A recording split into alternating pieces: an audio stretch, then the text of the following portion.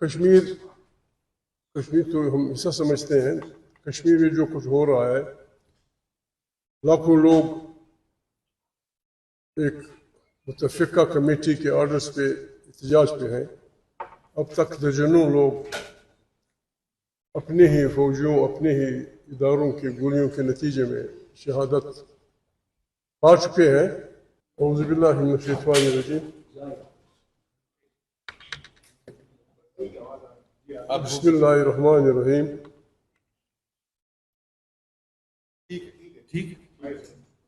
معزز صفی حضرات، آپ کے مشکور ہیں کہ آپ اتنی بڑی تعداد میں شارٹ نوٹس پہ پریس کانفرنس کے لیے آئے، آپ کا شکریہ۔ آپ کو پتہ ہے ملک میں جو کچھ ہو رہا ہے،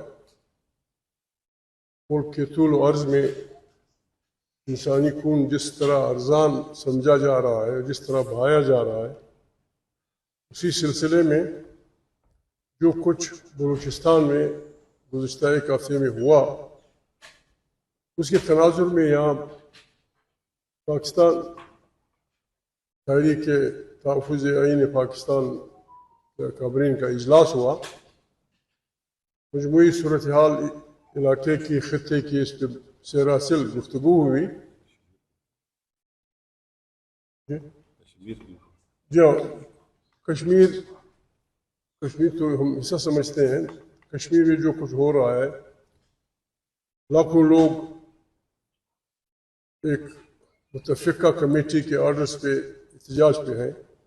اب تک درجنوں لوگ اپنے ہی فوجیوں، اپنے ہی اداروں کی گولیوں کے نتیجے میں شہادت پا چکے ہیں۔ تو اس سلسلے میں ضروری سمجھا گیا کہ اس پہ ایک پریس کانفرنس کی جائے۔ پریس کانفرنس میں فیصلہ کل یہ ہوا تھا کہ بلوچستان کے مسئلے کو پہلے لیا جائے۔ بلوچستان میں جو کچھ ہو رہا ہے وہ بڑی داستان ہے۔ بلوچستان میں کب بغاوتیں ہوئی، کیا ہوئی، بغاوت کی کہنا چاہیے یا نہیں کہنا چاہیے، تو لمبی داستان ہے، اب سب کو پتہ ہے۔ ابھی موجودہ زیارت کے قریب پتہ نہیں ایسا کیوں کیا گیا، زیارت کے قریب علاقے سے لوگوں کو بلایا گیا۔ وہاں پہلے لیویز ہوا کرتی تھی، علاقے کا رسالدار قبیلہ یا ذیلی قبیلے کا سربراہ ہوتا تھا۔ مختلف رسالداروں کو، لیویز افسران، سپاہیوں کو بلایا گیا اور کوئی مقصد دیے بغیر ان سے کہا گیا فلانے پتہ نہیں پانی کا وہ مرکز ہے جو بلا ہے، وہاں اپنی جانا ہے۔ ایک میگزین، دو میگزین کے ساتھ، ایک میگزین، دو میگزین کے ساتھ ان کو بھیجا۔ اس وقت بھی ابھی زندہ ہیں وہ لوگ۔ بعض سپاہیوں نے، بعض لوگوں نے انکار کیا کہ کہاں ہم کدھر جا رہے ہیں، اور ایک میگزین، دو میگزین سے ہم نے وہاں کرنا کیا ہے۔ وہاں بھیجا گیا، ان پہ حملہ ہوا۔ کس نے کیا، کہاں سے ہوا؟ بالکل صبح سویرے 12 بجے تک ان کے پاس جو کچھ کارتوس تھے، کسی کے پاس 30، کسی کے پاس 60، کسی کے پاس 100 کارتوس ختم ہوئے۔ اطلاعات یہ ہیں کہ انہوں نے اپنے متعلقہ افسران کو 12 بجے تک ٹیلی فون کرتے رہے کہ بھائی ہم پہ حملہ ہو رہا ہے اور تعداد لوگوں کی زیادہ ہے۔ دن دیہڑے کوئٹہ چھاونی سے بالکل آدھے گھنٹے کے بھی فاصلے پہ نہیں ہے، ہمیں امداد پہنچائی جائے، ری انفورسمنٹ لائی جائے، یہ ہمارے پاس اسلحہ پہنچایا جائے۔ 12 بجے جب وہ مایوس ہوئے ہیں تو انہوں نے اپنے گھروں کو ٹیلی فون کیا ہے کہ ہماری زندگی کو خطرہ ہے، ہم نیچے اگرچہ ہتھیار ماتحات میں ہیں، ہمارے پاس کچھ نہیں ہے، ہمارے اس کے لیے اب کچھ کریں۔ 5 بجے تک کچھ نہیں ہوا، اور جو کچھ ہوا، کتنے لوگ شہید ہوئے، کتنے لوگوں کو زندہ لے جایا گیا، اور پھر وہاں سے ان کی مردہ باڈیاں لائی گئیں۔ کسی بھی ذمہ وار شخص نے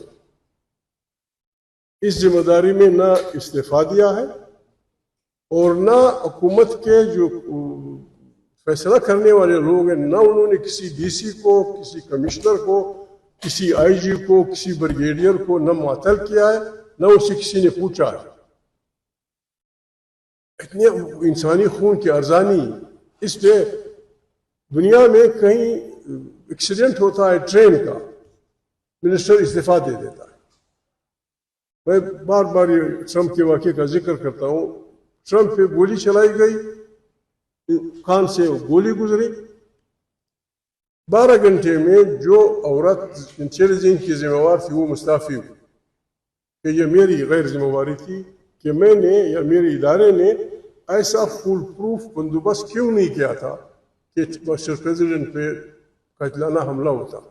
یہاں 60 لوگ یا 50 لوگ یا 40 لوگ بری طرح قتل کیے گئے، کسی سے کچھ گچھ نہیں ہوئی. ہمارا مطالبہ ہے کہ وہ یا استعفیٰ دے یا they should be terminated from services.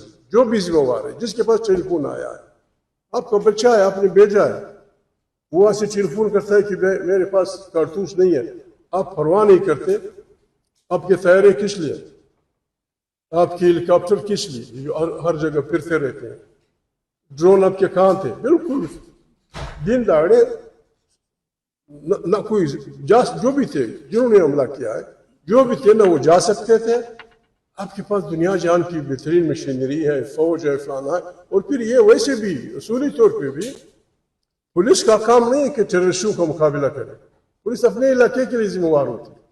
S H O ہوتا ہے اپنے تھانے کا، وہاں اگر کوئی آتا ہے یہاں تو اس سے پوچھ گچھ کی جاتی ہے کہ تیرے تھانے کے قریب فلانا ہوا. یہاں سے لوگوں کو مختلف علاقوں سے بلا کے مروا کے آنے کے اس سے بھی بدتر ہے.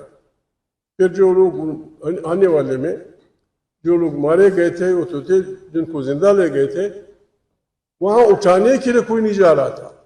اور جس بے عزتی سے ان شہید مردوں کو لایا گیا تھا، بالکل ایک دوسرے پہ یوں رکھ کے پک اپ گاڑی میں ایک دوسرے پہ رکھ کے، ایک دن کی لاش، 2 دنوں کی لاشیں ایک اوپر تلے رکھ کے پہنچا دی گئی. اس بارے میں تحریک تحفظ آئین پاکستان اس واقعے کو، کشمیر کے واقعے کو اتنا آسان نہیں لے گی. کشمیر کے لوگ کیا چاہتے ہیں؟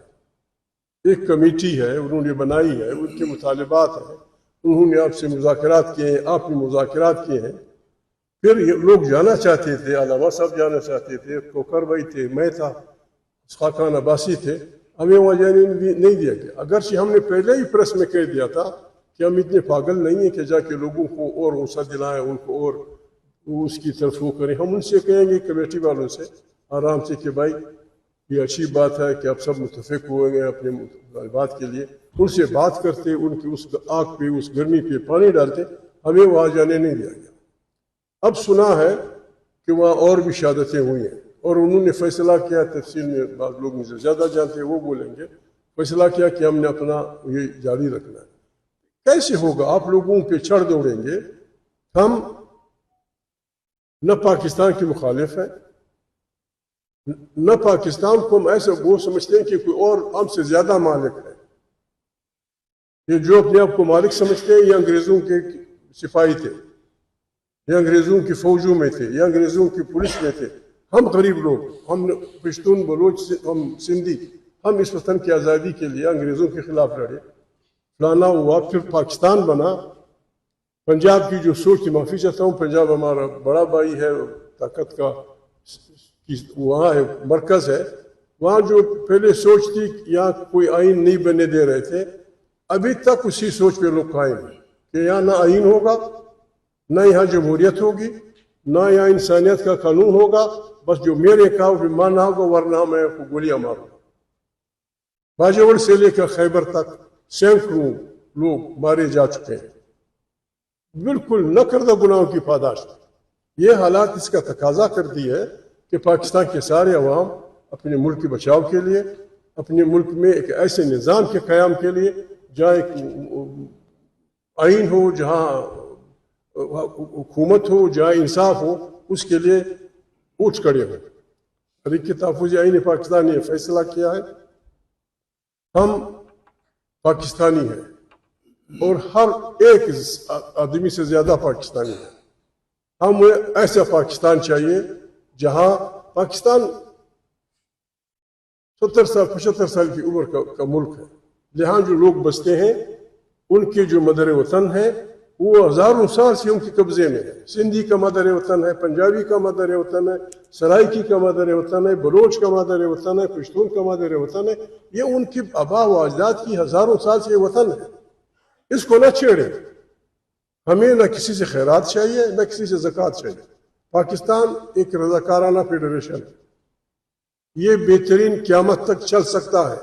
نہ کوئی بلوچ بغاوت کرے گا، نہ کوئی سندھی بغاوت کرے گا، نہ کوئی پنجابی بغاوت کرے گا، نہ کوئی کشمیری بغاوت کرے گا، بشرطے کہ آپ ان سے کہیں کہ کشمیریوں کشمیر کشمیریوں کا ہے، بلوچستان کے بلوچوں بلوچستان آپ کا ہے، بلوچستان کے جو پشتون ہے بھائی وطن آپ کا ہے، خیبر سے لے کر پختونخوا تک پختون وطن جو بستا ہے جو بھی زبان بولتا ہے جہاں کا رہنے والا ہے ان سے آپ یہ کہیں کہ اللہ پاک نے جو مادر وطن میں آپ کی نعمتیں پیدا کی ہیں اس پہ پہلا آئینی گارنٹی شدہ آپ کا ہے. یہ پاکستان بہترین ملک بن جائے گا.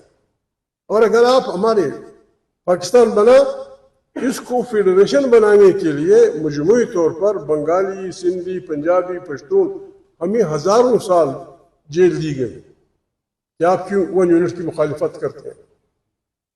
خدا بخش مرحوم مزنجو صاحب کو اس بنیاد پہ جرگے میں 14 سال جیل کی تیاری کی گئی کہ آپ نے ایک دکان سے خریداری کی ہے، اس نوٹ پہ لکھا ہے کہ 1 یونٹ مرد آباد. گل خان نصیر کو ایک جرگے کے سامنے پیش کیا گیا کہ جب زنجو صاحب کو سزا ہو رہی تھی تو آپ کے ماتھے پہ شکنیں نظر آئیں. 14 سال جیل. یہ سب ہم نے برداشت کیا اور سب اس پہ متفق ہوئے کہ فیڈریشن فیڈرل نظام اس ملک کو چلا سکتا ہے جس میں فلانے فلانے فلانے محکمے مرکز کے پاس ہوں گے، باقی اندرونی طور پہ اقوام اور عوام خود مختار ہوں گے. یہ پاکستان بالکل ہم گارنٹی ہم سب کہتے ہیں. بلوچ بھی بیٹھے ہیں، سندھی بھی بیٹھے ہیں، پشتون بھی بیٹھے ہیں، پنجاب کے لوگ بھی بیٹھے ہیں، کشمیری بھی ہوں گے. ہم آپ کو یقین دلاتے ہیں یہ پاکستان ہم آپ کے ساتھ قیامت تک چلانے کے لیے تیار ہے. غلاموں کی طرح بالادستی میں رہنا. ویسے بھی قرآن کریم غلامی کو بندگی کہتا ہے. قرآن کریم غلامی کو بندگی کہتا ہے. بندے ہم اللہ کے ہیں، کسی اور کی بندگی نہیں ہو سکتی. مہربانی کریں، وہ جو اقتدار کے مالک ہیں ان سے کہیں مہربانی خدا کے لیے. آپ کی بات کہتے ہیں کہ جی 1000 آدمی مار دو کوئی مسئلہ نہیں. ایسا نہیں ہے. قرآن کریم ایک آدمی کے ناجائز موت کو انسانیت کی موت قرار دیتا. آپ ہزاروں لوگ مہربانی سے نہیں چلے گا. دنیا میں ظالم و مظلوم کی لڑائی میں آپ دیکھیں کتنی لوگ مارے گئے لیکن مظلوم جیتا ہے. آئیں پاکستان کو چلائیں طریقے سے. پاکستان کی فوج ہونی چاہیے. دنیا کی افواج ہے، پاکستان کی فوج ہوگی. دنیا کی بہترین ادارے ہماری ایجنسیاں ہوں گی، سب کچھ ہوگا، لیکن وہ اسی فریم میں رہیں گے جس طرح دنیا کی رہتی ہیں. پاکستان کا ایک آئین ہے جو معطل ہے. آپ لوگوں کو مجبور کر رہے ہیں.